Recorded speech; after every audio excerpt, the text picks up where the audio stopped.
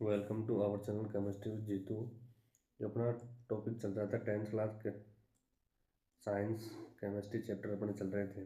Chapter का नाम था अपना एसिड बेस और साल्ट। 12th क्लास साइंस में जितने भी केमिस्ट्री के टॉपिक हैं, चैप्टर हैं, उनको मैं कंप्लीट आपके लिए लेकर आऊँगा। अपना चैप्टर चल रहा है एसिड बेस साल्ट, अम्ल क्षार और लवण। उसमें आज देखते हैं अपन जो अपना हेडिंग है वो क्या है, आयन की मात्रा को, वह आयन जो टूट रहा था, आयन का मतलब टूटना, इसकी मात्रा को प्रभावित करने वाले कारक, मतलब आयन की मात्रा कौन कौन से कारक हैं जो प्रभावित करते हैं। देखो भाई,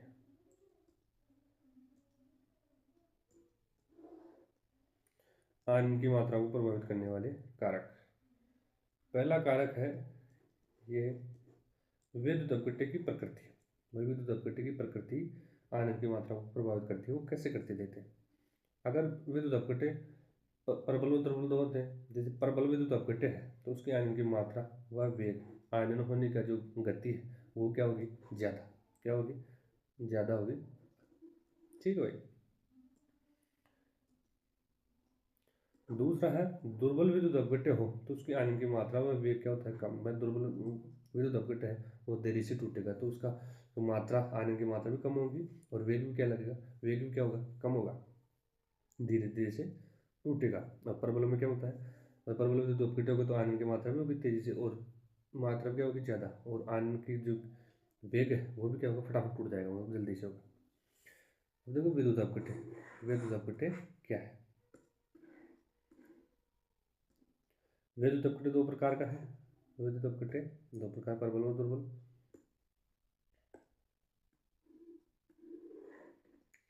प्रबल और प्रबल विद्युत अपघट्य और दुर्बल और प्रबल। इसमें प्रबल विद्युत अपघट्य में देखो प्रबल अम्ल आते हैं, प्रबल क्षार आते हैं और सभी लवण किस में आते हैं, प्रबल विद्युत अपघट्य के अंदर। प्रबल अम्ल HCl हो गया, H2SO4 हो गया, HNO3 हो गया, एग्जाम्पल है। प्रबल क्षार NaOH हो गया, KOH हो गया और सभी लवण जैसे आप NaCl। दुर्बल विद्युत अपघट्य में सभी दुर्बल अम्ल और दुर्बल क्षार आते हैं, जैसे HCl हो गया, दुर्बल क्षार में NH4OH, अमोनियम हाइड्रोक्साइड।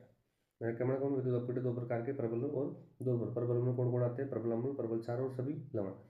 और दुर्बल में कौन कौन आते हैं, दुर्बल अम्ल और दुर्बल क्षार। नेक्स्ट है अपना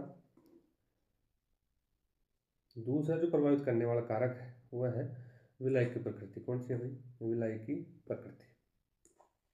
विलायक की प्रकृति, ध्रुवीय विलायक, विलायक जैसे जल में घोलने पर किसी विद्युत अपघट्य की आयन की मात्रा व आयन का वेग दूसरे विलायक की तुलना में अधिक होता है। विलायक की प्रकृति मतलब दूरी, मतलब समान समान को बोलता है। आप तो ऐसे लगो लाइक डिजोल्व लाइक, समान समान को, समान समान को बोलेगा। ठीक है। दूरी विलायक, दूरी विलायकों में ज्यादा गुण लेंगे, अध्रुवीय अध्रुवीय विलायकों में ज्यादा गुण। अब दूरी क्या है, जिसमें आंशिक चार्ज पाए जाते हैं, जैसे H2 है तो H प्लस और OH माइनस, तो आंशिक धनावेश और आंशिक ऋणावेश पाया जाता है, आंशिक धनावेश और आंशिक ऋणावेश पाया जाता है, H प्लस और OH माइनस, जिस पर आंशिक धनावेश और आंशिक ऋणावेश पाया जाता है। जैसे HCl हो गया, H प्लस और Cl माइनस, जिन पर आंशिक धनावेश और आंशिक ऋणावेश पाया जाता है उनको ध्रुवीय बोलते हैं। क्या बोलते हैं, ध्रुवणता। ठीक है। तो समान समान को घोलेगा, मतलब समान समान नेचर का, समान नेचर का विलय समान नेचर के विलायक में जल्दी घुलेगा, और नेचर समान नहीं है तो क्या होगा, धीरे घुलेगा। तो समान समान में ज़्यादा घुलता है, उसकी मात्रा क्या होती है। जैसे अपन किसी से अपनी दोस्ती हो तो अपने जो विचारों से अपना कोई फ्रेंड है तो उससे दोस्ती गहरी हो जाती है, जल्दी हो जाती है। लेकिन अपनी अपनी जिनसे विचार नहीं होते उनकी दोस्ती क्या होती है, कम होती है। वह समान समान से अपने जिससे नेचर मिलता है, अपने जो स्वभाव जिससे मिलता है उससे दोस्ती क्या होती है, गहरी। तो विलय जो ध्रुव है, जिस समान का विलय है, जिस समान का विलायक है, तो वो आसानी से घुल जाएगा उसको। विद्युत अपघट्य भी दूर में होते हैं, मतलब आप इस लाइन से पूरे का मतलब आप तो यही समझो कि समान समान में घुलेगा। अगर दूरीय प्रकृति का विलायक है, विलय है, तो विलय दूरीय प्रकृति के विलायक में आसानी से घुल जाएगा, और अधूर्य है तो किस में घुल जाएगा, अधूर्य विलायक। ठीक, समान समान के घोलेगा कुल मिलाकर। याद रखो। तीसरा पॉइंट है विलयन की सांद्रता। आयन की मात्रा वेग विलयन की सांद्रता पर निर्भर करता है। ये देखो व्युत्क्रमानुपाती है, ये बुक्स में बोलते हैं व्युत्क्रमानुपाती है, मतलब एक बढ़ेगा तो दूसरा क्या होगा, घटेगा। अब आयन की मात्रा मतलब आप सांद्रता बढ़ाओगे तो आयन की मात्रा क्या होगी, घटेगी। मतलब एक बढ़ेगा तो दूसरा घटेगा, एक दूसरे के विपरीत है, व्युत्क्रमानुपात बोलते हैं इसको। आयन की मात्रा वेग एक अपॉन सांद्रता है, मतलब व्युत्क्रमानुपाती, एक बढ़ेगा तो दूसरा घटेगा भाई। तीसरा जो कारक है, चौथा कारक है, वह है ताप। क्या है भाई, ताप है। आयन की मात्रा और ताप समानुपाती है, मतलब अगर टेम्परेचर को आप बढ़ाओगे तो आयन की मात्रा भी और वेग भी क्या होगा, बढ़ेगा। मतलब दोनों समानुपाती, मतलब ये है कि एक बढ़ेगा तो दूसरा बढ़ेगा, एक घटेगा तो दूसरा घटेगा।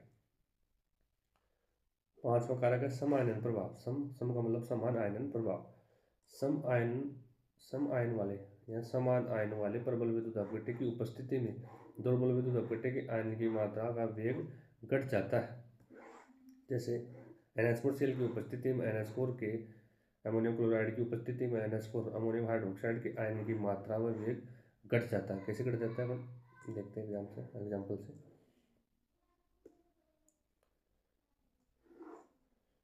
भाई देखो ये तो क्या है, दुर्बल, और ये क्या है, प्रबल। अभी इसकी गति क्या होगी, तेज। ये में तेज गति से टूटेगा, इसमें तेज गति से टूटेगा। अब तेज गति से टूटेगा तो NH4 आयन है, अमोनियम आयन, ये ज़्यादा हो जाएंगे विलीन। अब तो ये दुर्बलता ये धीरे धीरे टूट रहा था। अब ये तेज गति से अमोनियम आयन बढ़ेगा तो ये इस गति को, मतलब अमोनियम हाइड्रोक्साइड जो टूट रहा है इसके आयन को और भी कम कर देगा, उसको और भी कम कर देगा। मतलब प्रबल अपना प्रभाव दर्शाएगा। समान आयन NH4 आयन है वो ज़्यादा हो जाएंगे इसमें, NH4 आयन और NH4 OH ये पर दुर्बल था, कम टूट रहा था, कम टूटेगा वैसे भी, और उसको भी उसने कम कर दिया तो पहले से क्या हो गया, विलयन में NH4 आयन की मात्रा ज़्यादा हो गई। नेक्स्ट नया टॉपिक है अपना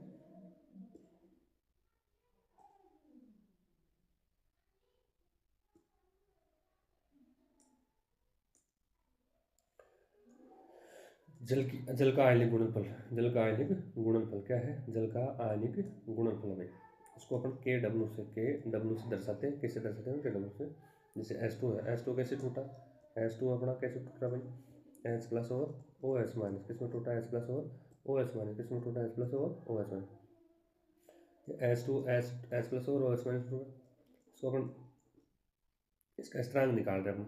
तो स्थिरांक कुछ नहीं, उत्पाद बटा अभिकारक लिया अपन। उत्पाद बटा अभिकारक क्या है, उत्पाद बटा अभिकारक। आप ये तो जानते हो कि भाई ये तो क्या है, अभिकारक है, ये क्या है, उत्पाद। देखो क्या मात्रा H है, H प्लस है, OH माइनस। देखो जैसे माने H उसको अगर ब्रैकेट में बंद करते हैं तो क्या होगा, H प्लस आयन की सांद्रता। अगर OH माइनस को मैंने ब्रैकेट में बंद करते हैं इसका मतलब OH माइनस की सांद्रता है। ब्रैकेट किसको दर्शा रहा है, ये सांद्रता को दर्शा रहा है। किसको दर्शा रहा है भाई, सांद्रता को दर्शा रहा है। किसको दर्शा रहा है, सांद्रता। ठीक, तो अपन क्या क्या निकाला इसका, केस सांद्रता निकाला तो उत्पाद बटा भी कर एच, इसको ब्रैकेट में, इसको अपन यहाँ ब्रैकेट में दिया, इसको यहाँ ब्रैकेट में दिया, नीचे क्या आ गया, अभिकारक H2 आ गया। ठीक है, अब इसको यानी मैंने क्या इसमें ले लिया मल्टीप्लाई में, अब कुल मिला के इस्तेमाल मैं वधु गुणा किया मैंने, तो ये क्या H2 ये क्या होगा H प्लस और H माइनस की सांद्रता। अब इन दोनों को मैं क्या लिख सकता हूँ, KW, K और H2O को क्या लिख सकता हूँ, KW, और KW क्या है, जल का आयनिक गुणनफल। KW बराबर H प्लस आयन की सांद्रता और OH माइनस की सांद्रता का गुणनफल है KW। ठीक है, इसको ब्रैकेट में, और इसका मान KW का मान है, KW का मान है वो सदैव क्या था, 1 गुणा 10 की पावर माइनस में 14, 1 गुणा 10 की पावर माइनस में 14। नेक्स्ट है, नेक्स्ट टॉपिक अपने पास अम्ल तथा क्षारक। क्षारक या भस्म, अम्ल और क्षारक। अम्लों क्या है, क्षारक क्या है, क्षारक का अन्य नाम क्या है, भस्म। पहला इसको बारे में बताया किसने, आर्यनियस ने नामक वैज्ञानिक ने बताया। अम्ल वे पदार्थ होते हैं, पहले किसने बताया, इसको एसिड के बारे में बताया। किसने बारे में बताया, एसिड के बारे में बताया, एसिड के बारे में बताया। अम्ल वे पदार्थ होते हैं जो जल में घुलकर H प्लस आयन को मुक्त करते हैं। अम्ल क्या है, जो जल में क्या देते हैं, जल में क्या दे H प्लस आयन, वो क्या कहलाएंगे, एसिड कहलाएंगे। क्या कहलाएंगे, एसिड कहलाएंगे।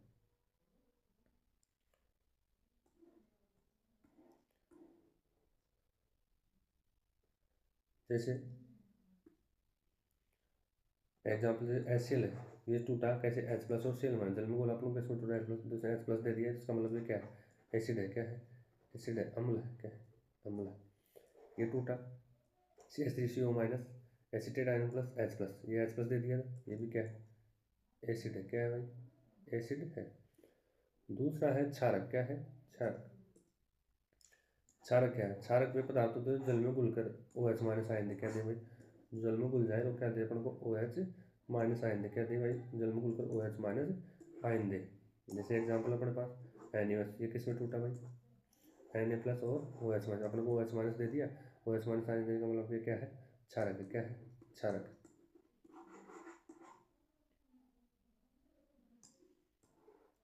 अब अम्ल क्षार के बारे में कौन सा व्यक्ति, पहले तो आर्रेनियस ने बताया, सो लोरिया है नामक वैज्ञानिक, उन्होंने बताया कि अगर H प्लस आयन जो दाता है वो तो क्या है, अम्ल, और जो H प्लस गिराएगा वो क्या होगा, क्षार। देखो जो HCl प्लस H2 है, इसने HCl ने अपना H प्लस दिया, क्या बना लिया, H3O प्लस और Cl माइनस।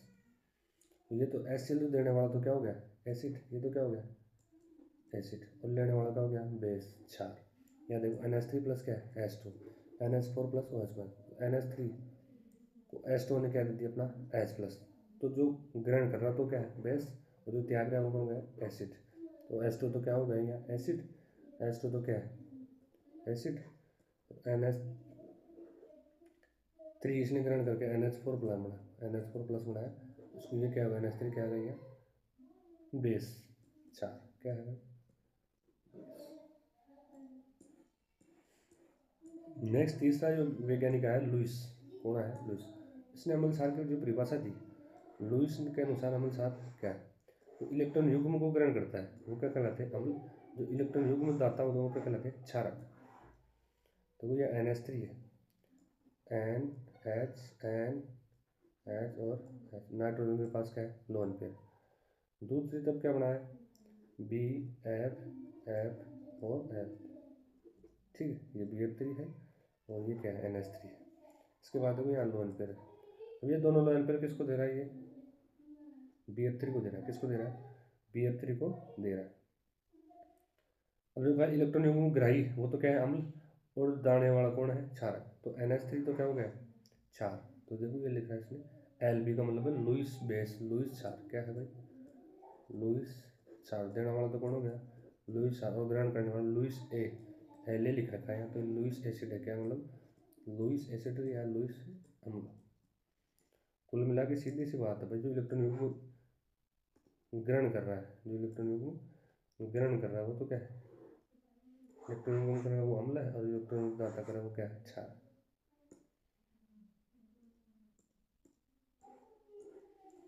नेक्स्ट है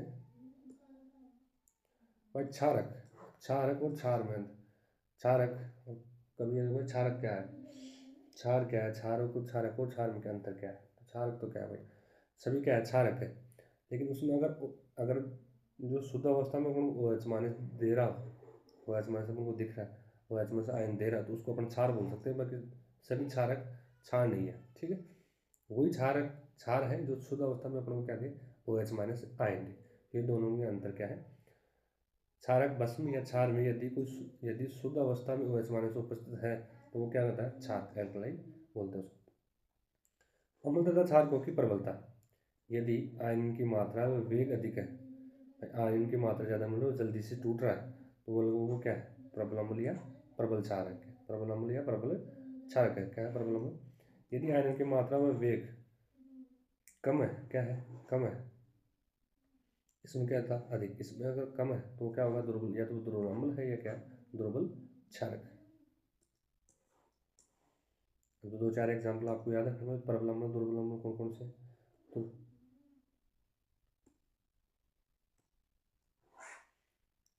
प्रबल अम्ल और प्रबल क्षारक। प्रबल अम्ल देखो HCl होगा, H2SO होगा, HNO3 एग्जाम्पल याद रख सकते हो आप। प्रबल क्षारक NaOH KOH, ठीक है, अमोनियम हाइड्रोक्साइड, पोटेशियम हाइड्रोक्साइड। इधर चलो भाई, दुर्बल अम्ल और दुर्बल क्षारक। दुर्बल अम्ल कौन कौन से हैं, CH3COOH, HCN, H2S, ठीक है। दुर्बल क्षारक NaO NH4OH, ठीक है भाई। ये आपको एग्जाम्पल याद रखने। नीचे नोट में क्या है, नोट में क्या है, प्रबल अम्ल। प्रबल अम्ल क्या होता है, देखो, प्रबल अम्ल, प्रबल क्षार और लवण, ये सब क्या होता है, प्रबल विद्युत अपघट्य। पहले भी आ चुका है अपने स्टार्टिंग में। नोट नंबर 2, अगर दुर्बल अम्ल और दुर्बल क्षार है तो वो किसमें काउंटिंग होगी, दुर्बल विद्युत अपघट्य में। भाई चाहे प्रबल अम्ल हो या चाहे प्रबल क्षार हो या लवण हो, सभी किसमें आएंगे, प्रबल विद्युत अपघट्य में। अगर दुर्बल अम्ल हो या क्षार हो, किसमें आएंगे, दुर्बल विद्युत अपघट्य। ये अपन को थोड़ा आइडिया रहना चाहिए। उसके बाद जो नया टॉपिक है पीएच, क्या है भाई, पीएच क्या है, पीएच, पीएच मान या वैल्यू। पीएच मान के बारे में सबसे पहले किसने बताया, सोरेनसन नामक वैज्ञानिक। किसने बताया, सोरेनसन नामक वैज्ञानिक ने। ये परिभाषा क्या है, एच प्लस आयनों के सांद्रण के ऋणात्मक, एच प्लस आयनों के सांद्रण के ऋणात्मक लघु गुणों को, जो लघु गुणक लोग हैं उसका नेगेटिव मान वो क्या कहते हैं, पीएच कहते हैं। जैसे ये उसमें फॉर्मूला पीएच बराबर minus log H, minus log और एच प्लस आयन की सांद्रता। ठीक, मैंने कहा भी, जैसे मैंने एक को बंद कर दिया ब्रैकेट में, तो ये मतलब क्या मतलब दर्शा रहा है, एक की सांद्रता को दर्शा रहा है। किसको दर्शा रहा है, ब्रैकेट किसको दर्शाता है, सांद्रता को दर्शाता है। ठीक है, दूसरा फॉर्मूला ये याद रख सकते हो भाई, एच प्लस बराबर क्या हो भाई, 10 बराबर 10 की पावर में माइनस पीएच। ठीक है, ये अथवा में अपन को ये भी ध्यान में रखना, परिभाषा के अनुसार तो ये हो गया। अगर एच प्लस आज निकालें तो ये क्या होगा, 10 की पावर माइनस पीएच। नेक्स्ट अपने चलते हैं भाई, पीएच मान।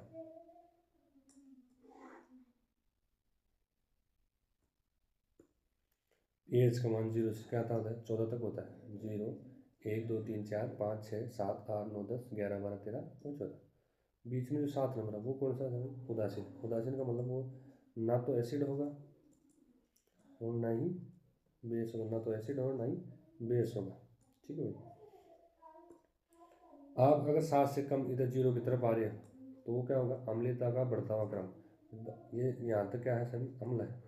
7 से इधर आओगे वो अम्ल है, और जैसे जैसे 0 की तरफ आओगे वो अम्ल का प्रबल क्या होगा, प्रबलता को क्या बढ़ाएगा, प्रबलता को क्या करेगा, इंक्रीज करेगा। मतलब वो चीज़ें क्या होगी, जिसकी पीएच का मान कम होगा, 7 से कम कम जैसे जैसे कम होता जाएगा वो उतना ही क्या है, प्रबल अम्ल है। तो जस्ट उसी तरह विपरीत दिशा में अपने देखें, जैसे 7 से आप 14 की तरफ जाओगे, 7 से 14 की तरफ जाओगे तो ये क्या है, क्षार है, क्या है, क्षारक है, क्षारक। 8 से जैसे जैसे पीएच इसका मान बढ़ेगा 14 की तरफ, उतना ही क्षारीयता का बढ़ता हुआ क्रम होगा, उतना ही क्या होगा, प्रबल क्षारक होगा। नेक्स्ट अपने पास जो महत्वपूर्ण सूत्र है ये अपने को थोड़ा ध्यान में रखना है भाई। H H plus H H plus की सांद्रता निकाले अपने, एच प्लस की सांद्रता, इसको ब्रैकेट में बंद करो, एच प्लस की सांद्रता ऐसे ना, तो क्या है 10 की पावर माइनस पीएच। ये सेम इसी का क्या जुड़ा हुआ ये करण अर्जुन है। ऐसे अगर ओ एच माइनस की सांद्रता निकाले तो 10 की पावर क्या है, माइनस पी ओ एच, क्या है पी ओ एच। इसे पी एच लिखा उसे क्या है, पी ओ एच। ठीक है, एच प्लस और ओ एच माइनस की सांद्रता का जो गुणनफल है के डब्ल्यू, उसका मान क्या होता है, 1.10 की पावर माइनस में 14। ये पहले भी आया था अपने पास। और पी एच और पी ओ एच का मान हमेशा क्या होता है, 14। ये अपन को जो याद रखना है। नया टॉपिक है जो दैनिक जीवन में जो पीएच, दैनिक जीवन में पीएच का क्या क्या महत्व है। पहला है पाचन में। पाचन में कैसे, जैसे अपने आमाशय के, आमाशय की जठर ग्रंथि से कौन सा रस निकलता है, जठर रस। और जठर रस में कौन सा होता है भाई, एसिल होता है। कौन सा एसिड होता है, एसिल। एसिल का मतलब, एसिल का क्या काम है, एसिल का काम है, जो एसिल है, जो एसिल है इसकी जो पीएच है, इसकी जो पीएच कितनी होती है, 1 से 2 या 1.2, 1.2 मतलब। ठीक है, कार्य क्या है, भोजन को बुलाना। अपने जैसे खाना खाया तो उसको, भोजन को क्या करेगा, पाचन करेगा ये, और रोगाणु को, जो रोगाणु उसको नष्ट करेगा।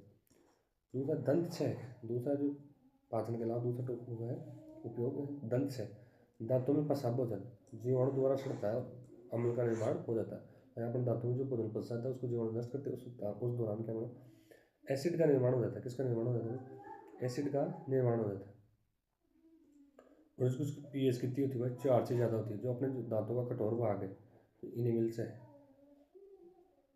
इनेमिल से बना है, उस इनेमिल को नष्ट कर देता है। इनेमिल नष्ट हो जाएगा तो दांतों का क्षय हो जाएगा। क्या हो जाएगा, दांतों का क्षय, क्षय का मतलब नष्ट होना। तीसरा है हमारा शरीर क्या है भाई, हमारा शरीर का 7 से 7.8, हमारा शरीर 7 से 7.8 की पीएच पर क्या करता है, अच्छा कार्य करता है। ऐसे अगर अच्छी उपज वाला, अगर मिट्टी की पीएच क्या 7 मतलब उदासीन है, तो पैदावार कैसी होगी, अच्छी होगी। पीएच के आधार पर देख रहे हैं। नेक्स्ट है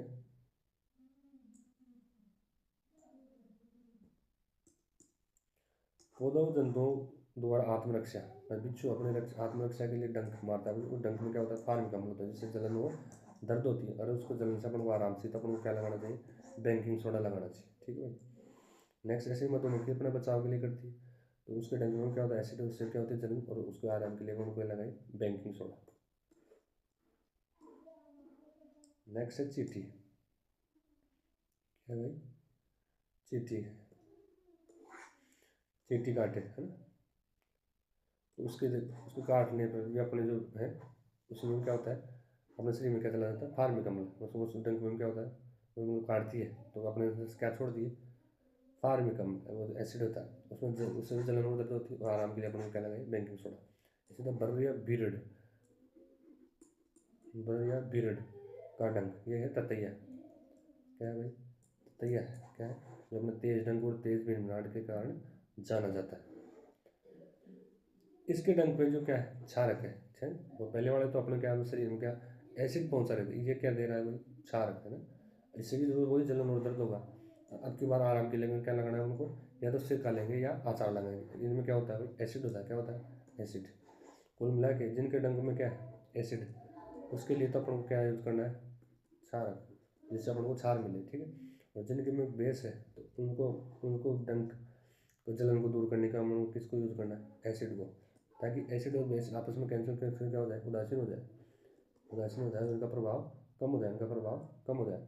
तो जिनसे के डंक में हमको एसिड मिल रहा है, तो वो अपन को छाल लगानी है, और जो छाल लग दे रहा है वो अपन को एसिड काम मिल लेना है, ताकि एक दूसरे के प्रभाव को नष्ट कर दे।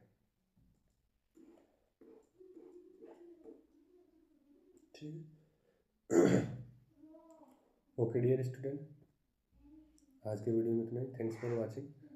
मिलते हैं नेक्स्ट वीडियो में, नेक्स्ट वीडियो। तब तक देखते रहिए, मुस्कुराते रहिए, और देखते रहिए अपना यूट्यूब चैनल केमिस्ट्री विथ जीत। और अपना मत है वो बेझिझक कमेंट बॉक्स में लिख दिया, तो जो भी अपना ओपिनियन है, जो भी आप कुछ कहना चाहते हो। ओके, थैंक यू, बहुत बहुत धन्यवाद।